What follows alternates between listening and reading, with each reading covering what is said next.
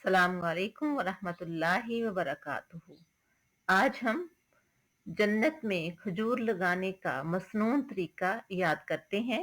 ये वो तरीका है जो प्यारे पैगंबर सल्लल्लाहु अलैहि वालैहि वसल्लम ने बताया है।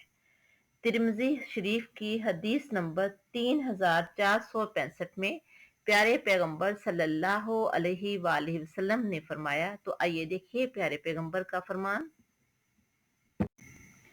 क़ाला रसूलुल्लाहि सल्लल्लाहु अलैहि वालिहि वसल्लम, रसूलुल्लाह सल्लल्लाहु अलैहि वालिहि वसल्लम ने फरमाया, मन क़ाला, जिसने कहा, सुबहानल्लाहिल अज़ीम व बिहम्दिही, सुबहानल्लाहिल अज़ीम व बिहम्दिही, गुरिसत लहू नखलतुन फिल जन्नह, उसके लिए जन्नत में खजूर का एक दरख्त लगा दिया गया। यानी दुआ क्या है? सुबहान अल्लाहिल अजीम व बिहम्दिही। फिर देखें, सुबहान अल्लाहिल अजीम व बिहम्दिही, तर्जमा, पाक है अल्लाह अजमतों वाला अपनी तारीफों के साथ।